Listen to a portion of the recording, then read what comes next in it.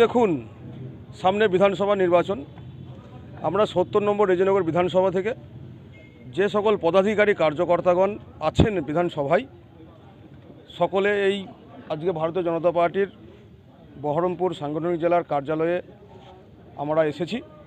বিষয় হচ্ছে ৭০ নম্বর রেজিনগর বিধানসভায় যিনি প্রার্থী হয়েছেন বাপন ঘোষ, ওনাকে আমাদের এই বিধানসভার পদাধিকারী কার্যকর্তারা মেনে নিচ্ছেন না। কারণ উনি 2023 সালের পঞ্চায়েত নির্বাচনের পর থেকে কোনো সাংগঠনিক কাজে উনি সামিল হননি। এছাড়াও যেমন লোকসভা ভোটে প্রচার যে সকল কার্যকর্তা রয়েছেন তেনারা সকলেই প্রচার করেছেন, তিনি প্রচারেও তেনাকে দেখা যায়নি।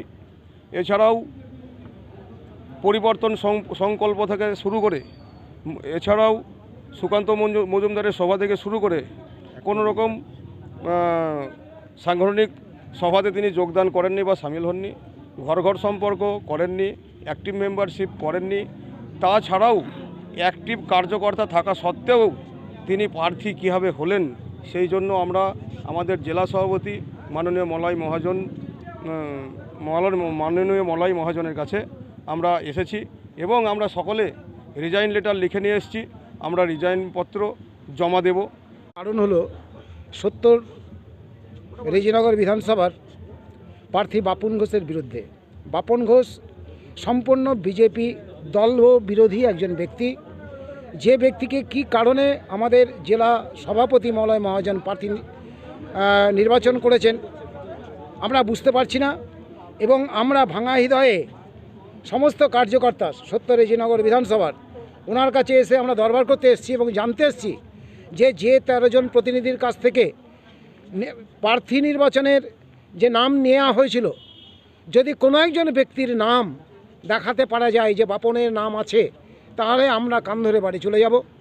এবং উনি যে কোনো দলের যে এ পর্যন্ত যে সমস্ত কর্মসূচিগুলো ছিল, যেমন ধরুন SAR কর্মসূচি, তারপরে ঘর ঘর অভিযান, তারপরে বুথ সশস্তিকরণ, তারপরে পরিবর্তন যাত্রা, তারপরে আপনার মলয় মহাজন এবং সুকান্ত মজুমদারের পরিবর্তন যাত্রা, মোদিজির মিটিং, সমস্ত কিছু অনুষ্ঠানে যদি অংশগ্রহণ করে থাকে, তাহলে এখান থেকে আমরা কার্যকর্তারা সবাই কান ধরে বাড়ি চলে যাব নতমস্তকে।